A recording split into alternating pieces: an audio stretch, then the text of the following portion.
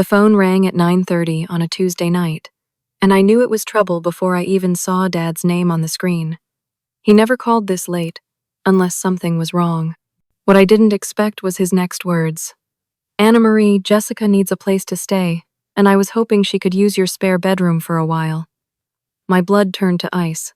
5 years ago, my stepsister stole my Honda Civic, crashed it while drunk, totaled it completely, and Dad forced me to be understanding because Jessica was going through a hard time. I set my coffee mug down so hard it nearly cracked against my kitchen counter. "You're kidding me, right?" The words came out sharper than I intended, but the audacity of this request hit me like a physical blow. "Now, Anna Marie, hear me out," Dad said in that same patient tone he'd used 5 years ago, when he'd asked me to forgive Jessica for destroying the car I'd worked 2 jobs to afford. "She's in a really tough spot right now. She's pregnant, unemployed, and her boyfriend just abandoned her. Pregnant." The word hung in the air like smoke from a house fire. Despite everything Jessica had put me through, a tiny part of me felt a flicker of sympathy. But then Dad delivered the real shock.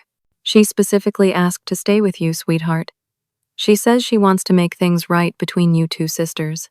Sisters. We'd never been sisters, not really. Jessica was 17 when Dad married her mother Linda, and I was 20. By then, I'd already learned to be independent, to work for everything I wanted. Jessica had learned the opposite lesson entirely. "Dad, do you remember what happened with my car?" I asked, trying to keep my voice steady. "Do you remember how I had to take 3 buses to get to work every morning for 8 months?" There was silence on the other end, and suddenly I was 23 again, standing in our driveway at 6 in the morning, staring at the empty space where my car should have been. I'd saved for 2 years to buy that Honda Civic. Every dollar had been earned through double shifts at the restaurant where I waited tables, every penny carefully counted and set aside. It wasn't much to look at, with its faded blue paint and a small dent in the rear bumper, but it was mine, the first thing I'd ever truly owned. I remember calling Jessica's phone that morning, panic rising in my throat. She'd answered on the 4th ring, her voice thick with sleep or maybe something else. "Where's my car, Jessica?" "Oh, that. I borrowed it. There was an emergency, and I needed to get somewhere fast." An emergency? I'd found out later that the emergency was Jessica wanting to impress some new friends at a party across town. She'd taken my keys from my purse while I slept, driven to some house party in the suburbs, and proceeded to drink herself into a stupor. Around 3 in the morning, she'd attempted to drive home and wrapped my car around a guardrail on Highway 42. The police officer who'd called me at 7 that morning had been professional but blunt. "Total loss, ma'am. Lucky the driver walked away with just bruises. Blood alcohol was 0.12. Jessica had stumbled home around noon, scratched up and smelling like a distillery, expecting sympathy. Instead, she'd found me sitting at the kitchen table with insurance paperwork spread out in front of me. "It's not covered," I'd told her numbly. "Your name isn't on my policy. Insurance won't pay a dime." That's when Jessica had started crying. Big, dramatic tears that brought Dad running from his home office. Linda had appeared too, wrapping Jessica in a protective embrace while shooting accusatory looks at me. "How could you be so heartless?" Linda had demanded. "She could have been killed, and all you care about is some stupid car?" But it hadn't been just some stupid car. It had been my independence, my ability to get to work, my proof that hard work paid off. It had been $8,000 of my life, gone in an instant because Jessica couldn't call a taxi. The worst part had been Dad's reaction. Instead of demanding Jessica find a way to pay me back, instead of insisting she face the consequences of her choices, he'd pulled me aside and asked me to be understanding. "She's going through a really hard time right now, Anna Marie. Her grades are slipping, she's having trouble adjusting to college life. The last thing she needs is more pressure." I'd stared at him in disbelief. "What about the pressure I'm under? How am I supposed to get to work without a car? How am I supposed to replace $8,000? "I'll help you figure something out," he'd promised. But somehow, that help never materialized. Jessica's needs always seemed more urgent, more immediate. She'd needed money for textbooks, for rent, for a dozen other crises that seemed to follow her like storm clouds. Meanwhile, I'd taken those buses every morning, leaving my apartment an hour and a half early to make the 3 transfers necessary to reach my job. In the evenings, I'd reverse the journey, often not getting home until after dark. My social life had evaporated. Dating became impossible. My world had shrunk to the narrow confines of bus routes and transfer stations. I remember, Dad said finally, pulling me back to the present. But Anna Marie, that was 5 years ago. People change. Jessica's learned from her mistakes. Has she? The question came out harder than I'd intended, because her pattern seems pretty consistent. She dropped out of college 3 months after the accident. She's been fired from how many jobs now? 4? 5? She's had some setbacks, Dad admitted. But this baby changes everything. She needs family support right now. There it was again. Jessica needed support. Jessica was going through a hard time. Jessica, Jessica, Jessica. Always Jessica. Where's Linda in all this? I asked. Why can't Jessica stay with you and her mother? Another pause. Linda thinks it would be good for Jessica to learn some independence. And honestly, we don't have the space. Since I converted the spare room into my office, of course, they didn't have space, but somehow I was supposed to make space. They couldn't handle Jessica's drama, but I was supposed to welcome it into my carefully ordered life. I need to think about it, I said, finally. Don't think too long, Dad urged. She really doesn't have anywhere else to go. And Anna Marie? She's really changed. She's taking responsibility for her past mistakes. She wants to make amends. After I hung up, I sat in my kitchen for a long time, staring at the phone. Outside my window, I could see my current car, a reliable Toyota Camry I'd finally been able to afford 3 years ago. It had taken me that long to save up again, that long to rebuild my financial stability after Jessica's catastrophic borrowing. The rational part of my mind screamed warnings. Jessica had never taken responsibility for anything in her life. Every crisis was someone else's fault, every failure due to circumstances beyond her control. But there was another part of me, a smaller voice, that wondered if Dad might be right. Maybe pregnancy had changed her. Maybe facing abandonment by her boyfriend had forced her to grow up.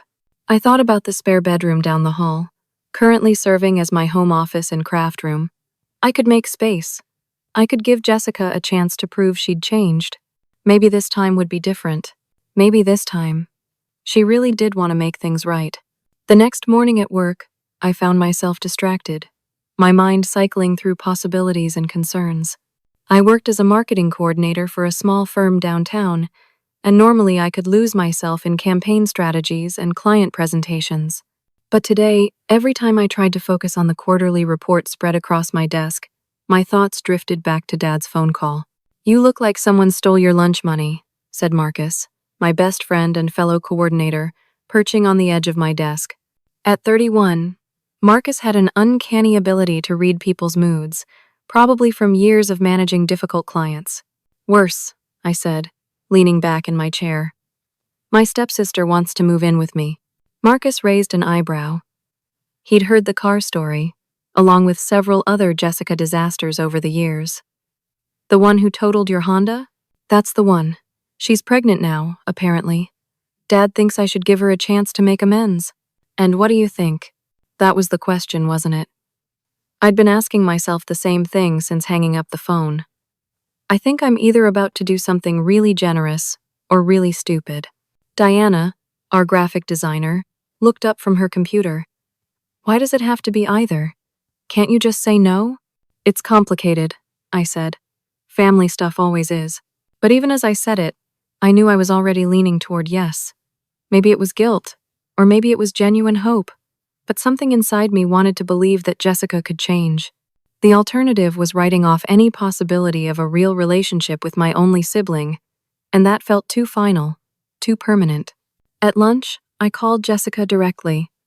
Her phone number hadn't changed in 5 years, and she answered on the second ring. "Anna Marie?"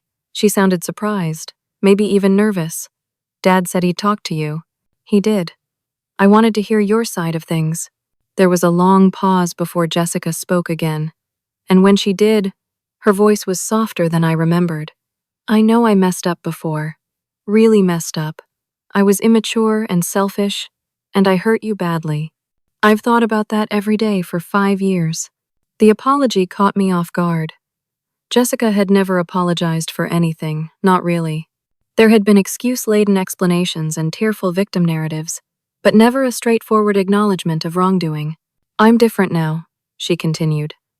This pregnancy, losing David, having to face the fact that I might be homeless, it's forced me to look at my life honestly. I don't like what I see. What happened with your apartment? I asked. I got behind on rent, lost my job at the call center 6 weeks ago, and David bailed the same week. I've been staying with friends, but that can't last much longer. Why me, Jessica?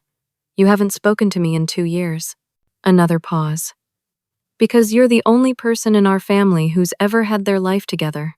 Because maybe if I'm around someone responsible, someone who makes good decisions, some of that will rub off on me. And because I owe you the biggest apology, and I can't do that from a distance, we agreed to meet at a coffee shop near my apartment that evening. I spent the rest of the workday alternating between optimism and dread, wondering if I was about to witness genuine personal growth or the most sophisticated manipulation attempt yet. The Jessica who walked into Brewster's Coffee at 6:15 didn't look like the party girl who'd destroyed my car. She was thinner, paler, with dark circles under her eyes that makeup couldn't quite hide. Her clothes were clean but worn, and she carried herself with a subdued air that was completely unlike her usual dramatic presence. "Thank you for meeting me," she said as she slid into the booth across from me. "I wasn't sure you would. I almost didn't." She nodded, accepting that. "I brought something." She reached into her purse and pulled out a manila envelope. Inside were printouts, bank statements, and what looked like an employment application. "I wanted to show you I'm serious about making things right." The papers detailed a plan. Jessica had calculated that she owed me $8,200, accounting for the car's value plus the expenses I'd incurred during those months without transportation. She'd mapped out a payment schedule, $200 a month for 3.5 years. "I know it's not fast," she said quickly, "but it's realistic. Once I find a job, once the baby comes and I get back on my feet, I can increase the payments." I stared at the careful handwriting, the detailed budget projections. It looked like something a financial counselor might create. Not the Jessica I knew who'd never balanced a checkbook in her life. "Where did this come from?" I asked. "Pregnancy classes," she said with a slight smile. "They have life skills, workshops, budgeting, goal setting, that kind of thing. Turns out I'm actually pretty good at it when I try." She reached into her purse again and produced a sonogram photo. The image was grainy, black and white, but I could make out the unmistakable shape of a tiny human. 12 weeks, Jessica said softly. "Due in February." Looking at that photo, something shifted inside me. This wasn't just about Jessica anymore. There was an innocent child involved, a baby who would need stability and security. Maybe giving Jessica a chance wasn't just about forgiveness or family obligation. Maybe it was about giving that baby the best possible start in life. "If I say yes," I said carefully, "there would have to be rules. Strict ones." Of course. I expected that. No parties. No overnight guests without permission. No borrowing my things without asking. You contribute to groceries and utilities. You keep common areas clean, and absolutely no access to my car keys. Jessica winced at the last rule, but nodded. "Fair enough. All of it. And if you violate any of these rules, you're out immediately. No second chances, no explanations, no drama." "I understand." We talked for another hour, working out details, setting expectations. Jessica seemed genuinely committed to following the rules, genuinely grateful for the opportunity. When she left, she hugged me, something she hadn't done since we were teenagers. "I won't let you down this time," she whispered. "I promise." Walking back to my apartment, I felt cautiously optimistic. Maybe people really could change. Maybe this was our chance to build a real relationship, to become the sisters we'd never quite managed to be. It wasn't until I checked my phone later that evening that the first warning sign appeared.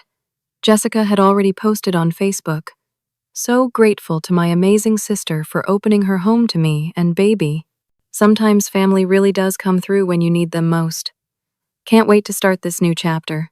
The post had dozens of likes and comments, people congratulating Jessica on her pregnancy and praising me for my generosity.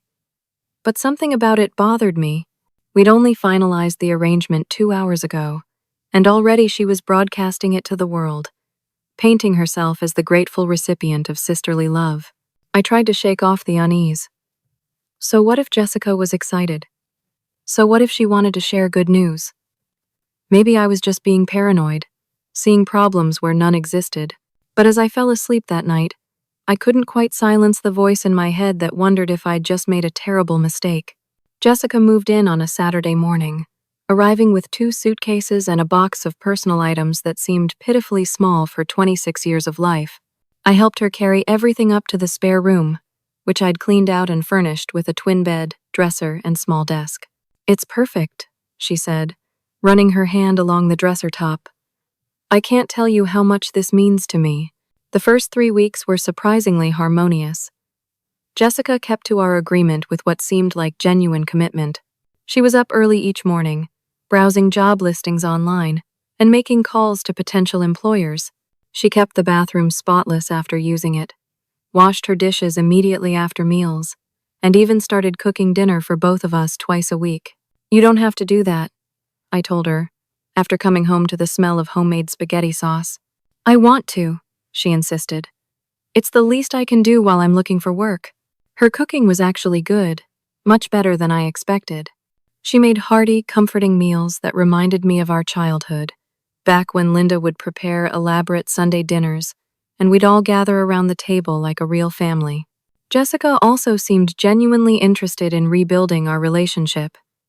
She asked about my work, listened to my stories about difficult clients, and shared her own experiences with job hunting and pregnancy symptoms. For the first time in years, we were having actual conversations, the kind of easy back and forth that I'd always imagined sisters should have. "I found out the gender," she announced one evening, as we cleaned up after dinner. "It's a girl." "That's wonderful," I said, and meant it. "Have you thought about names?" "A few. Emma, maybe, or Claire." She paused, scrubbing a plate with unusual concentration. "I was thinking, when she's old enough, maybe you could be like an honorary aunt, the kind who teaches her about being independent and responsible." The comment touched me more than I expected. Despite everything that had happened between us, Jessica was offering me a place in her daughter's life, a chance to be the kind of positive influence I'd never had the opportunity to be for Jessica herself. My friends were cautiously supportive. Marcus remained skeptical but admitted that Jessica seemed to be making an effort. Diana, who'd met Jessica briefly when she stopped by the office to have lunch with me, said she seemed different from my descriptions. "More subdued," Diana observed. "Less dramatic." Even my neighbor, Mrs. Patterson, commented on the change. "Your sister seems like a sweet girl," she said when we passed in the hallway. "Very polite. Always says hello when she sees me." I was beginning to think that maybe pregnancy really had transformed Jessica, that the prospect of becoming a mother had finally given her the motivation to grow up. The woman sharing my apartment bore little resemblance to the irresponsible party girl who'd crashed my car. This Jessica was thoughtful, considerate, and genuinely grateful for help. Then I found the spare key missing from my kitchen drawer. It was a small thing, easy to overlook. I kept a spare set of apartment keys in a drawer near the front door, partly for convenience and partly for emergencies. I noticed they were gone on a Thursday morning as I was rushing out to work, but assumed Jessica had borrowed them for some legitimate reason. When I asked her about it that evening, she looked genuinely confused. "I haven't touched your spare keys," she said. "I have my own set, remember? You gave them to me when I moved in." "I know, but they're missing from the drawer." Jessica shrugged. "Maybe you moved them somewhere else? I do that all the time when I'm distracted." It was possible. I'd been stressed at work lately, juggling 3 major campaigns simultaneously. Maybe I'd put the keys somewhere else and forgotten about it. But the nagging feeling persisted, a small voice whispering that something wasn't right. The feeling intensified over the next few days as I noticed other small discrepancies. Food missing from the refrigerator, not enough to be significant, but enough to notice. My favorite coffee mug appearing in the dishwasher when I was sure I'd left it in the sink. Small items in my bedroom that seemed to have been moved slightly. I tried to dismiss these observations as paranoia. Living with someone after years of solitude was an adjustment. Of course, things would be different, would feel slightly off-kilter while we found our rhythm. But then I came home early from work on a Tuesday, claiming a sudden migraine to leave the office at 2 in the afternoon. As I climbed the stairs to my second-floor apartment, I could hear voices coming from inside. Multiple voices. Definitely more than one person. I stood outside my door for a moment, listening. Jessica's voice, clearly recognizable, was talking to at least 2 other people. One sounded like a man, the other possibly a woman. They were discussing something in low tones, too quiet for me to make out specific words. When I opened the door, the apartment fell silent. Jessica appeared in the living room doorway, looking flustered. "Anna Marie, you're home early." "Migraine," I said, studying her face. "Who's here?" "No one. Just me." But I could hear movement in the back of the apartment, the subtle sounds of people trying to be quiet. "Jessica," I heard voices. "Oh, that." She laughed, but it sounded forced. "I was on the phone with Mom and David, conference call about the baby." "David? I thought you two broke up." "We're trying to work things out. For the baby's sake." I wanted to believe her, but something felt wrong. The apartment had that particular energy that comes from recent occupancy by strangers, a subtle shift in atmosphere that I couldn't quite define. Over the next week, I paid closer attention. I started noticing things that should have been obvious earlier. The bathroom towels used when Jessica claimed to have been out all day. The living room furniture arranged differently than I'd left it. The smell of cigarette smoke lingering faintly in the hallway, even though neither Jessica nor I smoked. Finally, I decided to do something I'd never imagined I would do. I installed a small security camera in my living room, hidden behind some books on a shelf. It felt like a violation of trust, but I needed to know what was happening in my own home. The footage from the first day was revealing. Jessica left the apartment at 10 in the morning, as she usually did for job hunting. But at 11:30, she returned with 2 people. A man in his 20s with scraggly facial hair, and a woman about Jessica's age, with multiple piercings. They spent 3 hours in my apartment, eating my food, using my bathroom, and going through my belongings. The man spent considerable time in my bedroom, opening drawers and examining my jewelry. The woman rifled through my desk, looking at papers and documents. Jessica acted as a tour guide, pointing out various items and explaining where I kept things. When confronted with the video evidence that evening, Jessica's carefully constructed facade finally cracked. "It's not what it looks like," she said quickly. "They're friends of mine, and they just needed a place to hang out for a few hours. They went through my bedroom, Jessica. They were looking through my personal things. They were just curious. I told them about you, how successful you are, and they wanted to see what your life was like." The explanation was so absurd, so completely inadequate, that I almost laughed. "You brought strangers into my home, let them go through my belongings, and you think curiosity is a reasonable explanation. They're not strangers. They're my friends. What are their names?" Jessica hesitated. "Jake and Melissa." "How do you know them?" Another pause. "I met them at the employment office." The lies were piling up, each one more transparent than the last. But it was what happened next that truly shocked me. I walked to my bedroom to check if anything was missing, and found my jewelry box partially hidden under Jessica's pillow on the spare bed. "Jessica," I called out, my voice deadly calm. "Can you come here, please?" She appeared in the doorway, saw the jewelry box in my hands, and immediately began crying. "I was keeping it safe," she sobbed. "Jake was looking at it, and I was afraid he might take something, so I moved it to my room to protect it." "You moved my jewelry to protect it from the people you invited into my home?" "Yes, exactly. I was trying to help." But even as she said it, I could see in her eyes that she knew how ridiculous it sounded. The Jessica I'd lived with for 3 weeks, the considerate and reformed woman who cooked dinner and kept the apartment clean, had been a performance. The real Jessica was still there underneath, still the same person who'd stolen my car 5 years ago. "I think we need to have a serious conversation about boundaries," I said finally. "Of course. I'm sorry. It won't happen again." But as she stood there, tears streaming down her face and promises falling from her lips, I realized that I was right back where I'd started 5 years ago. Jessica was sorry. Jessica would do better. Jessica just needed another chance. The only difference was that this time, I was watching for the lies. I decided to give Jessica one more opportunity to be honest. Despite the camera evidence, part of me still wanted to believe that her behavior was an aberration, a momentary lapse in judgment rather than a return to her old patterns. So I set clear boundaries, changed the locks, and made it explicitly clear that no one was allowed in the apartment without my permission. For 2 weeks, things seemed to return to normal. Jessica appeared contrite and focused, spending her days at the library applying for jobs and attending what she claimed were pregnancy counseling sessions.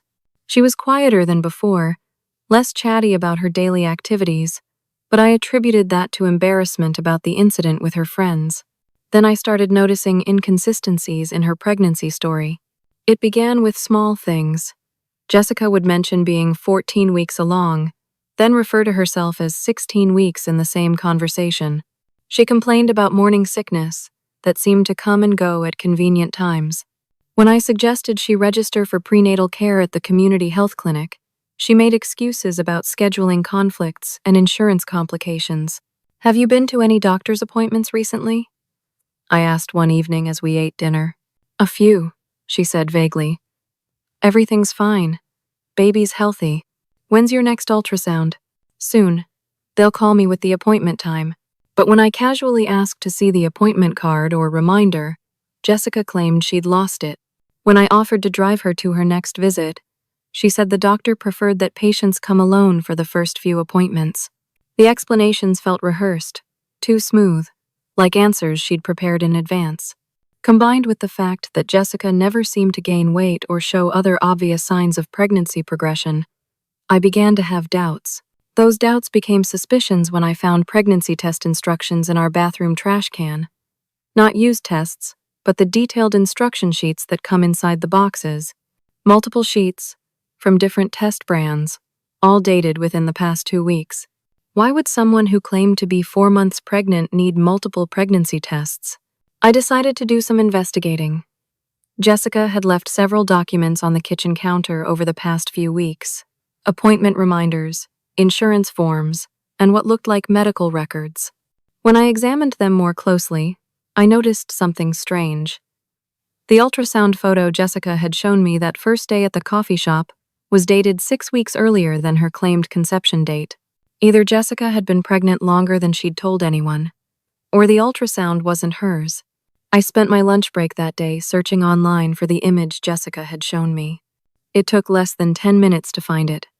A stock photograph available on multiple medical websites, used to illustrate articles about first trimester pregnancy. Jessica had downloaded a fake ultrasound image from the internet. The realization hit me like a physical blow. Not only had Jessica been lying about the progression of her pregnancy, but she'd been lying about being pregnant at all. Every tear she'd shed, every reference to her baby daughter, every moment of bonding over impending motherhood had been an elaborate deception. But why? What could she possibly gain from pretending to be pregnant? The answer came when I started receiving alerts from my credit monitoring service. Someone had attempted to open 3 new credit card accounts using my personal information.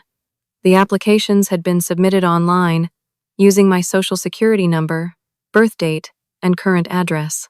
They'd been denied due to security flags I'd placed on my credit report years earlier, but the attempts were there, documented and tracked. Jessica had been stealing my mail. That explained the missing spare keys, the strange behavior, and the careful questions about my work schedule. Jessica had been systematically going through my personal documents, collecting information to commit identity theft. I sat in my car in the work parking lot, staring at the credit report on my phone, and felt something inside me break. This wasn't just about money or convenience or even family drama. Jessica had been planning to destroy my financial life, to steal my identity, and leave me to deal with the consequences while she disappeared, with whatever credit she could obtain. When I got home that evening, I found Jessica in the kitchen, making what smelled like lasagna. "I thought we could have a nice dinner," she said with a bright smile. "I know things have been tense lately. Jessica, we need to talk." "Of course. Let me just put this in the oven, and we can chat about whatever you want." I watched her move around the kitchen, playing the role of the grateful houseguest, the reformed sister, the expectant mother seeking stability for her child. She was good at it, I had to admit. The performance was nearly flawless. "Are you pregnant, Jessica?" The question stopped her mid-motion, a casserole dish halfway to the oven. For just a moment her mask slipped, and I saw something raw and desperate in her eyes before the sad smile returned. "What kind of question is that? Of course I'm pregnant. You've seen the ultrasound. The ultrasound you downloaded from the internet?" This time, the dish made it to the oven, but Jessica's hands were shaking as she closed the door. "I don't know what you're talking about." I pulled out my phone and showed her the website where I'd found the image. "This ultrasound photo is available on at least 12 different medical sites. It's a stock image, Jessica." The color drained from her face, but she didn't give up immediately. Maybe the clinic uses standard images for their informational materials. Maybe they printed the wrong one by mistake. "Show me your medical records. They're private.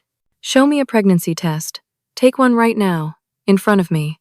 That's when Jessica finally broke down, but not in the way I expected. Instead of confession or apology, she exploded into rage. "Fine!" she screamed, throwing the oven mitts across the kitchen. "You want the truth? I'm not pregnant. There's no baby. Are you happy now?" The admission should have been satisfying, but all I felt was a deep, bone-tired sadness. "Why, Jessica? Why would you lie about something like that?" "Because it was the only way to get help," she shouted. "Nobody cares about Jessica the screw-up, but everyone wants to help poor pregnant Jessica. You, Dad, Linda, everyone falls all over themselves to help the knocked-up girl in crisis. You could have just asked for help, honestly. When? When has anyone in this family ever helped me without conditions, without judgment, without making me feel like a total failure?" The question hung in the air between us, and for a moment, I almost felt sorry for her, almost understood the twisted logic that had led her to construct such an elaborate lie. Then I remembered the credit card applications. What about the identity theft, Jessica? What about trying to open credit cards in my name? If I thought her earlier reaction was explosive, I was wrong. Jessica's face went through a series of expressions: shock, denial, calculation, and finally, cold defiance. "I don't know what you're talking about. I have documentation, credit monitoring alerts, applications submitted using my personal information. Prove I did it." And there it was. Not denial anymore, not explanation, just a challenge. "Prove it." As if we were adversaries in a legal proceeding, rather than family members trying to work through a crisis. "Get out," I said quietly. "What?" "Pack your things and get out of my apartment. Now. You can't just throw me out. I have tenant rights. You're not a tenant. You're a guest who's worn out her welcome. You have 1 hour to pack your belongings and leave." Jessica stared at me for a long moment, and I could see her calculating, trying to figure out her next move. When she spoke again, her voice was different, calculating and cold. "You'll regret this, Anna Marie. I promise you that." As threats went, it was pretty mild. But something in Jessica's tone told me that this conversation was far from over. Jessica didn't pack her belongings and leave quietly. Instead, she barricaded herself in the spare bedroom and began what she called researching her rights as a displaced pregnant woman. Even though I now knew the pregnancy was fabricated, Jessica continued to reference it when it served her purposes, apparently hoping that I wouldn't expose her lie to authorities. The next morning, I received a call at work from my building manager, Mrs. Chen. "Miss Patterson, I've received several noise complaints about your apartment. Apparently, there was shouting last night that disturbed other tenants. I'm sorry about that. I'm dealing with a difficult family situation. I understand, but we do have quiet hours that need to be respected. Also, I received a rather concerning call this morning from someone claiming to be your sister. She said you were trying to evict her illegally and that she might need to contact authorities about unsafe living conditions. My stomach dropped. Unsafe living conditions? She mentioned something about harassment and emotional abuse. I told her that I wasn't qualified to mediate family disputes, but I wanted you to be aware of the conversation. After hanging up, I sat at my desk trying to process what Jessica might be planning. It didn't take long to find out. Around noon, I received a call from the county sheriff's office. Miss Patterson? This is Deputy Williams. We've received a petition for a temporary restraining order filed against you by Jessica Martinez. You're required to appear at a hearing tomorrow at 2 o'clock to respond to allegations of harassment and intimidation. The formal language was confusing, but the message was clear. Jessica had filed legal paperwork claiming that I was dangerous and seeking a court order to force me to stay away from her. It was both absurd and terrifying. I left work early and drove straight to the office of Tom Bradley, a lawyer who'd helped me with some contract issues at work. Tom was in his 50s, with the calm demeanor of someone who'd seen every possible variety of human drama. "Tell me everything," he said after I'd explained the basic situation. "And I mean everything, even the parts that might make you look bad." I told him about the car incident 5 years ago, the recent living arrangement, the fake pregnancy, the identity theft attempts, and finally, the restraining order petition. Tom took notes and asked detailed questions, particularly about documentation and evidence. "The good news," he said when I'd finished, "is that you have excellent documentation of her deception and criminal behavior. The bad news is that restraining order hearings are designed to err on the side of caution. If Jessica presents herself as a pregnant woman being victimized by her sister, a judge might issue a temporary order just to be safe, even though she's lying about being pregnant. Can you prove it in court tomorrow? Do you have medical records, witness testimony, or other evidence that would be admissible?" I thought about the ultrasound image I'd found online, the pregnancy test instructions, the inconsistencies in her story. Maybe. It's circumstantial. Then we focus on what we can prove. The identity theft attempts, the unauthorized guests, the violation of your clearly stated household rules. We paint a picture of someone who's manipulative and willing to lie to achieve her goals. The hearing the next day was unlike anything I'd ever experienced. Jessica arrived dressed conservatively, with a slight padding around her midsection that suggested pregnancy to casual observers. She spoke in a soft, vulnerable voice, claiming that I'd become increasingly hostile and threatening after learning about her pregnancy. "My sister has always resented my relationship with our father," Jessica testified. "When she learned I was going to have a baby, she became jealous and started looking for reasons to kick me out. She's been recording me secretly, going through my personal belongings, and making threats about what she'd do if I didn't leave immediately. It was a masterful performance, blending just enough truth with carefully crafted lies to create a believable narrative." Jessica did look vulnerable and sincere, and her references to the pregnancy triggered the judge's protective instincts. Then it was my turn to present evidence. Tom methodically walked through the credit monitoring reports, showing the judge documented proof of identity theft attempts. He presented printouts from the security camera footage, demonstrating that Jessica had brought unauthorized guests into my apartment and allowed them to go through my personal belongings. Most effectively, he presented the fake ultrasound image alongside documentation showing its real source.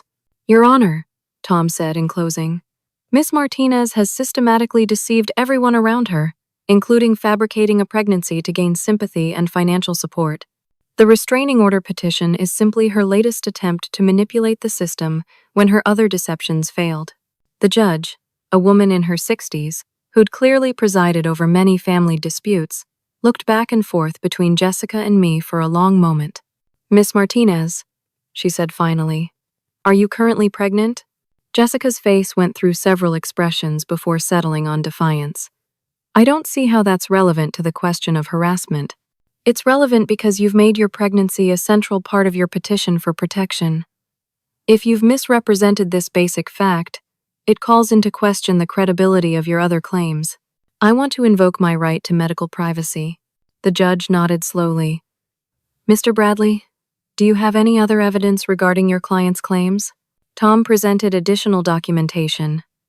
Printouts of Jessica's Facebook posts about the pregnancy, copies of her job applications that listed me as a reference without permission, and a statement from Mrs. Chen about Jessica's complaints to the building management. After reviewing everything, the judge denied Jessica's petition. "Miss Martinez," she said sternly, "I find your testimony lacks credibility, and the evidence suggests that you've engaged in deceptive behavior toward your sister. If you continue to feel unsafe, I suggest you pursue other living arrangements rather than using the court system to perpetuate what appears to be a pattern of manipulation." I should have felt victorious, but as we left the courthouse, I could see the rage building in Jessica's eyes. This wasn't over. If anything, the public humiliation of having her lies exposed had made her more determined to find a way to hurt me. "This isn't finished," she said as we stood on the courthouse steps. "You think you're so smart, so perfect, but everyone's going to see what you really are." That evening, I returned home to find my apartment door standing open and the smell of smoke in the hallway. The scene inside my apartment was worse than I'd expected. Jessica hadn't just taken her belongings and left. She'd systematically destroyed what she could in the time available. Books had been torn and scattered across the living room floor. Pictures had been pulled from walls, their glass frames shattered. The kitchen showed signs of deliberate vandalism. Flour dumped across counters, dish soap squirted on surfaces, the refrigerator door left open with its contents spoiled. But the real damage was in my bedroom. Jessica had gone through my dresser drawers, scattering clothes and personal items. My jewelry box had been emptied, its contents thrown across the room. Worse, she'd found my laptop and attempted to pour water on it, though the machine might still be salvageable. I was standing in the wreckage, taking photos for insurance purposes, when I heard footsteps in the hallway. "Anna Marie?" It was my neighbor, Mrs. Patterson. "Are you all right?" I heard shouting earlier, and then I saw smoke. "Smoke? Just a little. I think someone was burning papers in your bathroom. I was about to call the fire department when it stopped." I rushed to the bathroom and found the source. Jessica had tried to burn documents in my sink, leaving behind charred fragments that looked like credit card applications and what might have been medical records. The small fire had filled the room with smoke, but hadn't caused structural damage. As I examined the burned papers, trying to piece together what Jessica had been destroying, my phone rang. It was Marcus. "You need to get down to your office," he said urgently. "Jessica's here, and she's talking to Raymond." Raymond was our company president, a serious man who valued professionalism above all else. Whatever Jessica was telling him couldn't be good. I arrived at the office to find Jessica sitting in the conference room with Raymond and our HR director, Patricia Wells. Through the glass walls, I could see that Jessica had papers spread across the table and was speaking animatedly while both listeners took notes. "Anna Marie," Patricia said as I knocked on the door, "please join us. Miss Martinez has brought some concerning information to our attention." I sat down across from Jessica, who looked at me with an expression of false sympathy. "I'm so sorry to have to do this," Jessica said, "but I think your coworkers deserve to know what kind of person they're working with." She had prepared a presentation, complete with printed materials that she claimed demonstrated my pattern of workplace harassment and fraud. According to Jessica, I'd been stealing company supplies, falsifying expense reports, and using my position to threaten vendors who didn't comply with my personal demands. The allegations were absurd, but Jessica had done her homework. She'd somehow obtained copies of legitimate company documents and altered them to make normal business transactions appear suspicious. She'd taken emails I'd sent about project deadlines and editing them to make them sound threatening. Most cleverly, she'd created fake testimonials from supposed vendors who claimed I'd behaved unprofessionally during negotiations. "These are all fabrications," I said as I reviewed the materials. "She's altered real documents and created fake ones." "That's exactly what someone would say if they were caught," Jessica replied sadly. I know this is hard to accept, but Anna Marie has a history of manipulative behavior. She's been threatening me for weeks, trying to force me out of my living situation because she's jealous of my relationship with our father. Raymond looked uncomfortable but thorough. These are serious allegations. We'll need to conduct a full investigation. Of course, I said. But I think you should know that Jessica has been living with me under false pretenses, and she just destroyed my apartment in retaliation for a restraining order hearing that didn't go her way. I showed them the photos I'd taken of my apartment, along with documentation from the court hearing. Patricia examined everything carefully while Jessica's confident expression slowly shifted to concern. Miss Martinez, Patricia said finally, how did you obtain these company documents? Anna Marie brought them home. She left them lying around the apartment. These documents contain confidential client information that employees are strictly forbidden from taking home. If Anna Marie violated that policy, that's a separate issue. But it doesn't explain how you gained access to our internal email system to obtain the messages you've presented. Jessica's face went pale. In her eagerness to build a case against me, she'd admitted to accessing confidential information that no houseguest could legitimately obtain. The meeting ended with Jessica being escorted from the building by security, and my being placed on temporary administrative leave, pending a full investigation of both the original allegations and Jessica's apparent unauthorized access to company systems. I drove home feeling exhausted but oddly relieved. Jessica's latest scheme had been too ambitious, too complex to maintain under scrutiny. She'd overplayed her hand, and the lies were finally collapsing under their own weight. But when I arrived at my apartment building, I found Jessica waiting for me in the parking lot. Look what you've done now, she said, her voice different than I'd ever heard it. There was no performance anymore, no attempt at manipulation or sympathy. This was raw anger, unfiltered and dangerous. You've ruined everything. My relationship with Dad, my living situation, my reputation, and now you've probably gotten me in legal trouble for accessing your company's computers. Jessica, you need to leave. This is harassment. Harassment? She laughed, a bitter sound that echoed off the building walls. I'll show you harassment. She pushed past me toward the building entrance, and I realized she still had a key.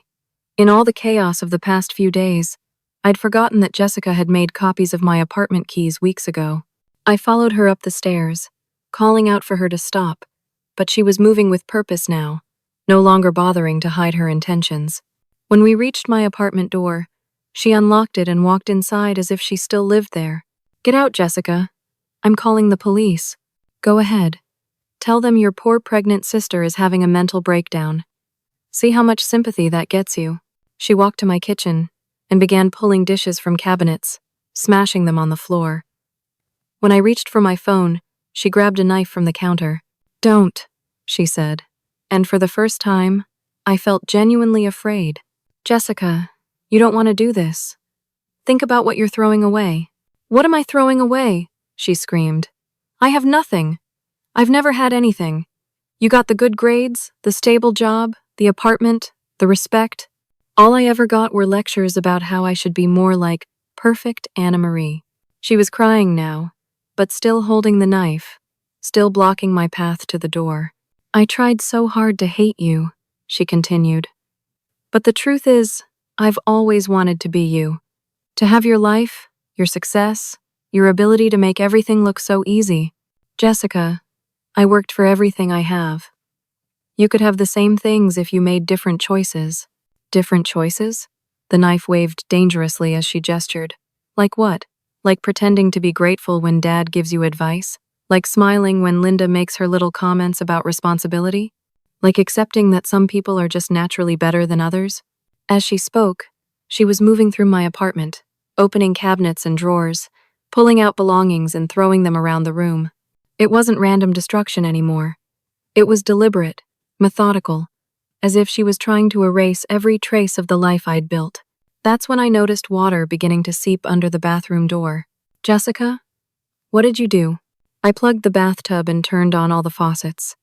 This place will be flooded in about 10 minutes. She was going to destroy my apartment, ruin everything I owned, and probably cause thousands of dollars in damage to the building. This wasn't just revenge anymore. It was complete destruction. And here's the best part, she said, pulling out her phone. I've been recording this whole conversation. When the police get here, they're going to hear you threatening a pregnant woman who's obviously having an emotional crisis. But as Jessica held up her phone triumphantly, she accidentally triggered the video playback function. Instead of showing our current conversation, the phone displayed a recording from earlier that day.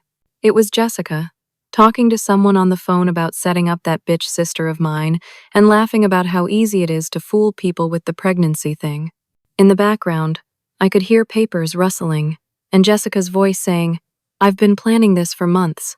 First, the car thing doesn't work, but this time I'll ruin her completely." But the most damning part came next. Jessica's voice, clear and unguarded. The job thing was genius. I got into her computer while she was at work, took screenshots of everything, then doctored them later. I even figured out her email password. She's so predictable. Jessica stared at her phone in horror, as her own voice continued describing how she'd accessed my work computer, stolen documents, and planned the elaborate frame job at my office. "I've done this before, you know," the recording continued. "Remember when Anna Marie got fired from that restaurant job 5 years ago? I called in fake complaints about her attitude. And that boyfriend she had, what was his name? I told him she was cheating. People are so easy to manipulate when you know the right buttons to push." The phone finally fell from Jessica's hand, clattering to the floor as the horrible truth sank in. She'd been systematically sabotaging my life for years, and now she'd accidentally recorded a confession. The sound of sirens grew closer, as neighbors called emergency services about the flooding. In a few minutes, the police would arrive to find a destroyed apartment, a woman having a breakdown with a knife, and a recording that documented years of harassment and sabotage. Jessica looked at me with something that might have been regret. "I never meant for it to go this far," she whispered. But by then, it was too late for apologies. 6 months after Jessica's arrest, I sat in Judge Morrison's courtroom for her sentencing hearing. She'd eventually pleaded guilty to charges including criminal mischief, identity theft, computer fraud, and harassment. The evidence against her had been overwhelming, particularly her own recorded confession and the extensive digital trail of her activities. Jessica looked different from the woman who'd moved into my apartment claiming to need help.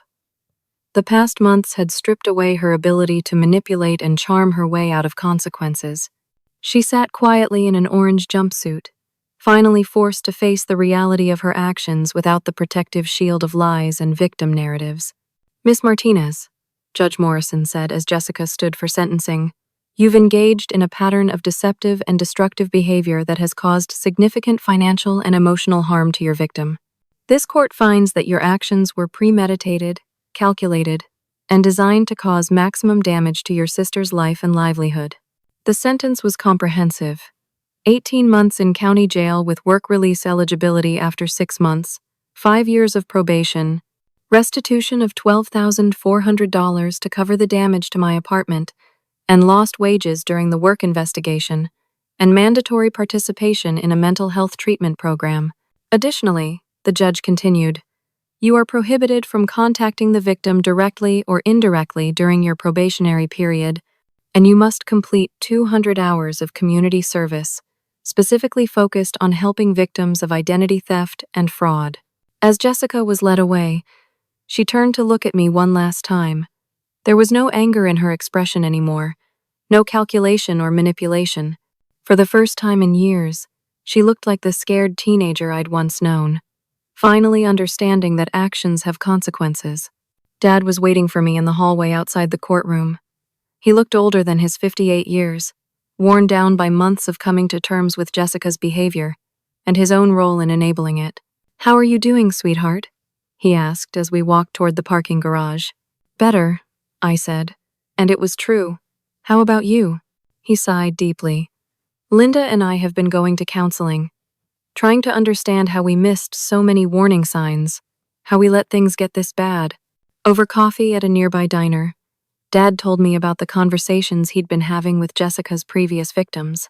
My Uncle Thomas had experienced something similar 3 years ago, when Jessica had lived with him briefly and systematically stolen from his business. Cousin Rachel had had money and jewelry disappear during Jessica's visits. Even some of Jessica's former friends had stories of borrowed items that were never returned, and small amounts of cash that went missing after Jessica stayed overnight.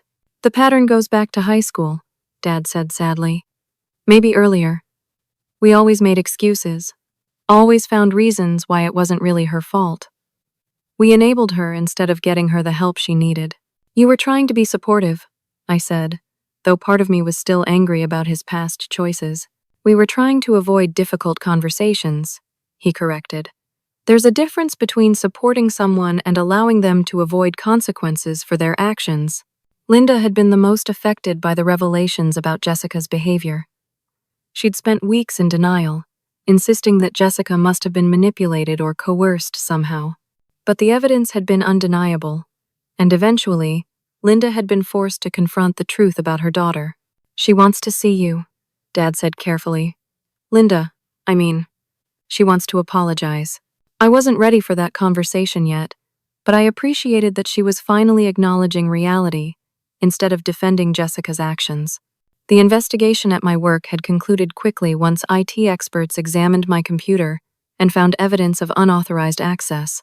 The fake documents Jessica had created were obvious fabrications, and my years of solid performance spoke for themselves. I'd been fully reinstated with back pay and an official apology from management. More importantly, the experience had taught me valuable lessons about setting boundaries and trusting my instincts.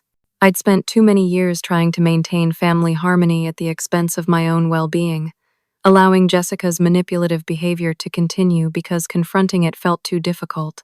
My apartment had been restored, though I'd chosen to upgrade several things during the reconstruction. New locks, a better security system, and a complete redesign of the spare room that was now permanently my home office. The space felt truly mine again, free from the lingering energy of betrayal and deception. Marcus had helped me move back in, along with Diana and several other friends who'd rallied around me during the crisis. Having their support had reminded me that family isn't just about blood relationships. It's about the people who show up when you need them most. You seem different, Diana observed as we arranged furniture in my renovated living room. How so? Stronger, I guess? More confident. Like you finally stopped apologizing for taking up space in your own life. She was right. The experience with Jessica had forced me to advocate for myself in ways I'd never had to before. I'd learned to document suspicious behavior, to trust my instincts when something felt wrong, and to set firm boundaries without feeling guilty about enforcing them. I'd also started therapy, working with Dr. Sarah Chen to understand my own patterns of behavior and why I'd been susceptible to Jessica's manipulation for so many years. The sessions had helped me recognize that my desire to maintain family relationships had sometimes blinded me to toxic behavior. You have a right to expect honesty and respect from the people in your life, Dr. Chen had told me during one of our sessions. Caring about someone doesn't mean accepting abuse or manipulation from them. 3 months after Jessica's sentencing, I received an unexpected letter from her in jail. She was participating in a therapeutic program that required her to write accountability letters to the people she'd harmed. The letter was different from any communication I'd ever received from Jessica. There were no excuses, no attempts to minimize her actions, and no requests for forgiveness or understanding. Instead, it was a straightforward acknowledgement of what she'd done and the impact it had had on my life. I know I caused you years of pain and stress, she wrote. I know I violated your trust, your privacy, and your sense of safety in your own home.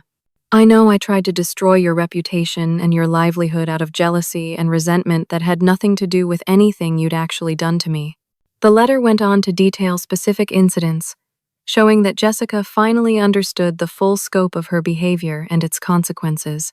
She acknowledged the car incident, the years of subtle sabotage, the fake pregnancy, the identity theft attempts, and the final destructive rampage through my apartment. I don't expect you to forgive me, the letter concluded. I don't even think you should forgive me, at least not now. I just wanted you to know that I finally see my behavior clearly, and I understand that everything that happened was my choice and my responsibility. I read the letter several times before filing it away. It felt genuine in a way that Jessica's previous apologies never had, but I wasn't ready to respond or engage in any kind of relationship with her, even a distant one. 6 months later, I had my answer about whether Jessica's apparent growth was real. I received a call from Dr. Patricia Ruiz, the psychologist overseeing Jessica's treatment program. "I hope you don't mind me calling," Dr. Ruiz said. "Jessica gave me permission to contact you if I felt it would be helpful. I wanted you to know that she's made remarkable progress in addressing the underlying issues that contributed to her manipulative behavior." According to Dr. Ruiz, Jessica had been diagnosed with borderline personality disorder and had been participating in intensive dialectical behavior therapy. She was learning healthy coping mechanisms and developing genuine empathy for the people she'd harmed. "She talks about you often," Dr. Ruiz continued. "Not with resentment or blame, but with genuine remorse and a desire to somehow make amends. I want to be clear that I'm not encouraging you to have contact with her. That decision is entirely yours. I just thought you might want to know that the changes in her behavior appear to be authentic." I thanked Dr. Ruiz for the information, but didn't commit to anything regarding future contact with Jessica. Whether or not she was genuinely changing, I needed more time to heal and to build a life that felt completely secure and my own. On the anniversary of Jessica's sentencing, I was promoted to senior marketing coordinator at work. The recognition felt earned in multiple ways. I demonstrated not just professional competence, but personal resilience in handling a major life crisis. That evening, I celebrated with Marcus and Diana at our favorite restaurant. As we raised glasses of wine to toast my promotion, I felt a deep sense of satisfaction that had nothing to do with career advancement. "You know what the best part is?" I said as we lingered over dessert. "What?" Marcus asked. "I'm not angry anymore. For years I carried around this resentment about Jessica, about Dad, about always being the responsible one while everyone else got to be messy and dramatic. But I finally understand that I can't control other people's choices. I can only control my own responses." Diana smiled. "And your responses have been pretty impressive." Looking back on everything that had happened, I realized that Jessica had actually done me a favor in the most twisted way imaginable. Her escalating manipulation had forced me to develop skills and strengths I might never have discovered otherwise. I'd learned to trust my instincts, to document my experiences, to advocate for myself, and to maintain boundaries even when it felt uncomfortable. Most importantly, I'd learned the difference between helping someone and enabling them. True love sometimes meant allowing people to face the consequences of their actions, even when those consequences were painful. As we left the restaurant that night, I thought about the spare bedroom in my apartment that now served as my home office and craft room. It was a space entirely my own, filled with projects I was passionate about and free from the chaos and drama that had once defined my family relationships. I'd finally learned that I didn't owe anyone access to my life, my resources, or my emotional energy, simply because they shared my DNA. Family love wasn't about accepting abuse or manipulation. It was about creating healthy relationships based on mutual respect and genuine care. Jessica might continue to change and grow during her time in treatment, and someday we might even have some kind of relationship again. But if that happened, it would be on my terms, with clear boundaries and realistic expectations about what I was willing to accept. For now, I was content to focus on building the life I wanted. Meaningful work, genuine friendships, and a home that felt truly safe and my own. I'd survived Jessica's attempts to destroy my reputation and financial stability, and I'd emerged stronger and more self-aware than before. Sometimes the most loving thing you can do for someone is refuse to enable their destructive behavior. Sometimes protecting yourself isn't selfish, it's necessary. And sometimes the family you choose is more supportive and trustworthy than the family you're born into. Those lessons had cost me months of stress, thousands of dollars in damages, and years of accumulated pain from Jessica's manipulations. But they'd also given me a foundation of self-respect and personal strength that no one could ever take away from me. I was finally, truly free. Before I finish sharing my story with you, I want to ask you something that's been on my mind. Have you ever found yourself making excuses for a family member's harmful behavior because you wanted to believe they could change? It's such a difficult balance between being supportive and protecting yourself from manipulation. I'd love to hear your thoughts and experiences in the comments below. Your stories help all of us learn and grow from each other's experiences. If this story resonated with you, please consider liking this video and sharing it with someone who might need to hear about the importance of setting healthy boundaries with family members. Don't forget to subscribe to hear more stories about overcoming family challenges and building the life you deserve.